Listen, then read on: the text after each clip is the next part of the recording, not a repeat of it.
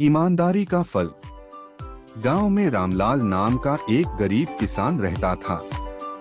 वह अत्यंत परिश्रमी और ईमानदार व्यक्ति था। उसकी रोजी रोटी खेतों में मेहनत करके चलती थी। हालांकि वह अधिक संपन्न नहीं था, लेकिन उसने कभी बेईमानी नहीं की।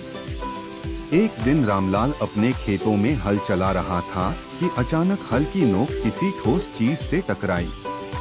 उसने जमीन को और खोदा तो देखा कि वहाँ एक पुराना मिट्टी का घड़ा दबा हुआ था।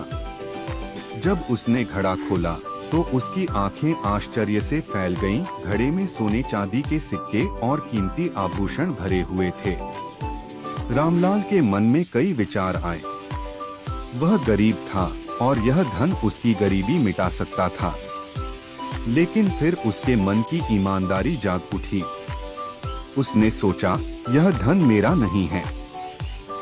अगर मैं इसे अपने पास रखूं, तो यह बेईमानी होगी। रामलाल ने तय किया कि वह यह खजाना गांव के मुखिया के पास ले जाएगा, ताकि सही मालिक का पता लगाया जा सके। वह घड़ा उठाकर मुखिया के पास पहुंचा और पूरी घटना बताई।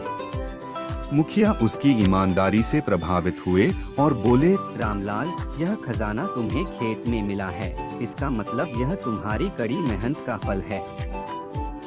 इसे अपने पास रख लो।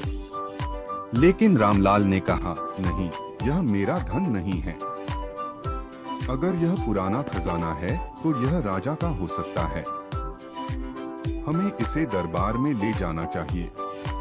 रामलाल और मुखिया दोनों राजा के पास गए और पूरी बात सुनाई। राजा भी रामलाल की ईमानदारी देखकर दंग रह गया। उसने दरबार में सभी मंत्रियों से सलाह ली और अंततः घोषणा की, रामलाल, तुम्हारी सच्चाई और ईमानदारी इस राज्य के लिए गर्व की बात है। यह खजाना अब तुम्हारा है।